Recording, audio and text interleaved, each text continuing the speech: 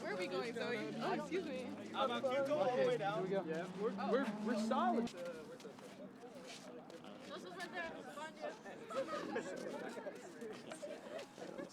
Who's this? These are Connor's friends. They're doing projects. Alvin, Olivia, Ash, Becky, Stella voted out.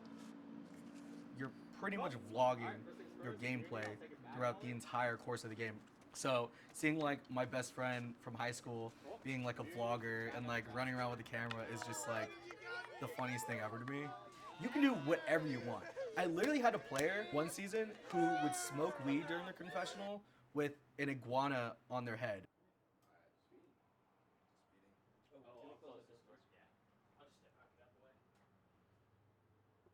My name is Ronan. I am 24 years old, and I am a part-time student at San Diego Mesa College. So when COVID started in 2020, you know, I think everybody has the same story. They were kind of just inside, catching up on TV. Pretty much for me, what happened is that I started watching Survivor. I watched every season up to date in like the span of like 2 months. I watched it on ×2, and I just blasted through the show.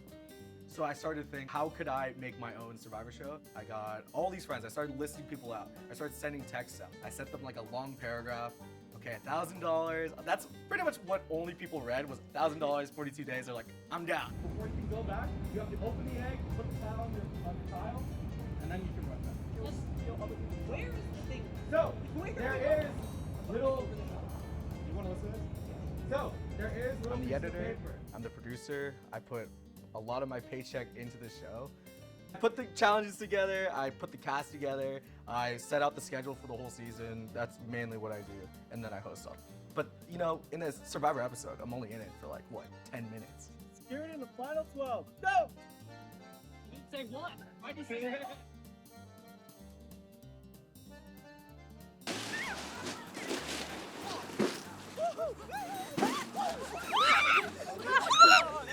And a lot of people are like, oh, so you want to be a producer? Oh, you want to be a host? Absolutely not. I do not want to be a host. I hate being a host. It's actually probably my least favorite part about the whole show.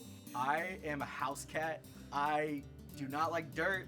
I don't like getting dirty. I don't like exercising that much. I'm not as like driven when it comes to playing games itself. I just like watching them.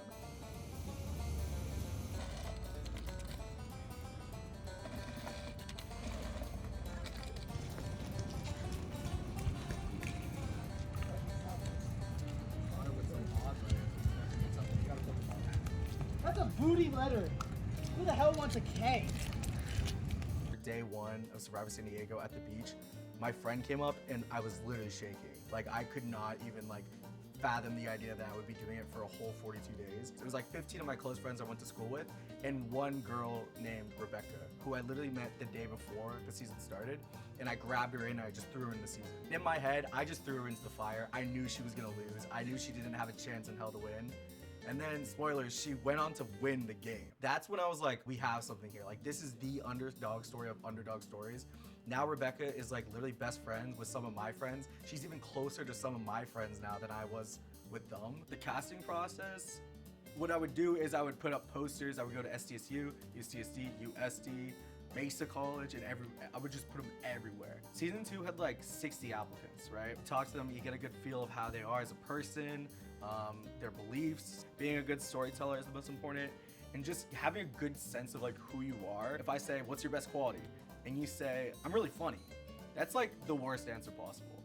I need them to go into detail, tell a story of why they're funny without even mentioning the word funny. 74 people have played Survivor.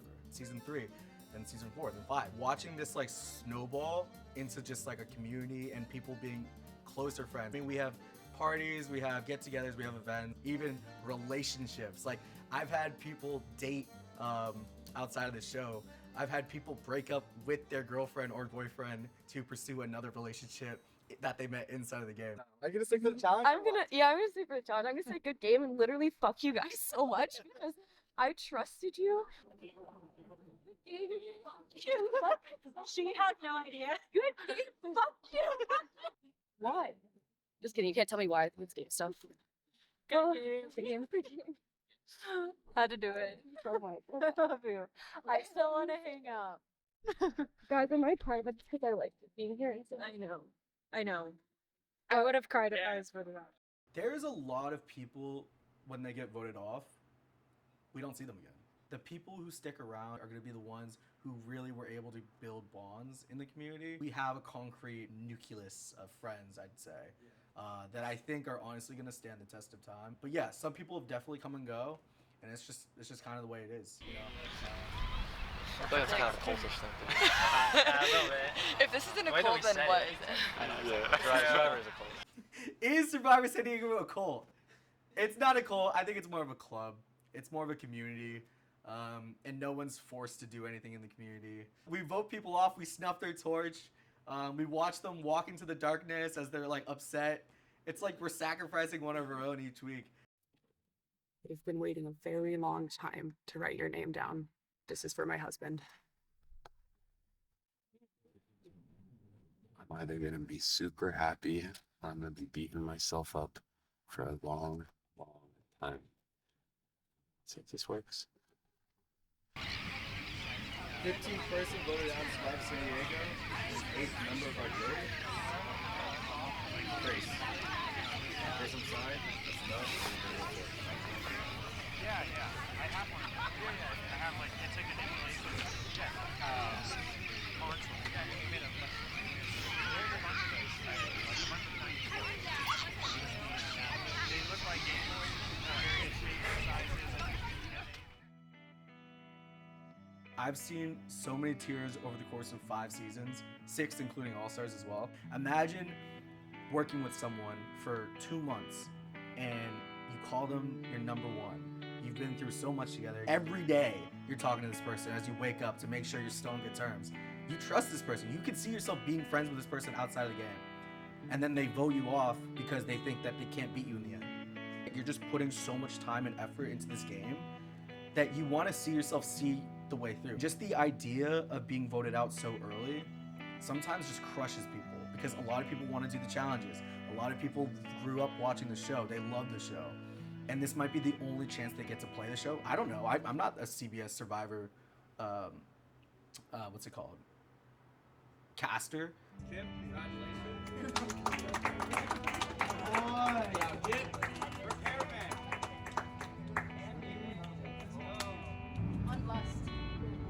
Cool. All right. Kip, congratulations. You secured your spot in the final 12. You cannot be voted out Sunday. The rest of you guys, end of the road after making it to the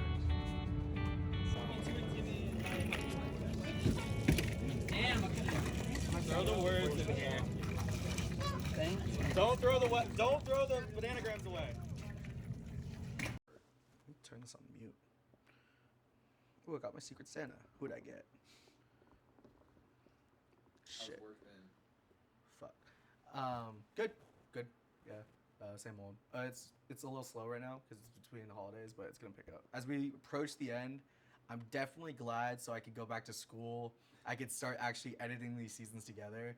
But at the same time, it's like, we're not going to have another tribal council together. We're not going to have like another immunity challenge. We're not going to be able to see somebody get crowned the winner again. We're not going to be able to see someone get blindsided again. We're not going to be having these confessionals roll in like every day and like people like giving their heart into these games. So it's definitely kind of sad, but at the same time, it's time. It's really time. I mean, I'm 24 years old and I got to get going on my career. So it's definitely for the best.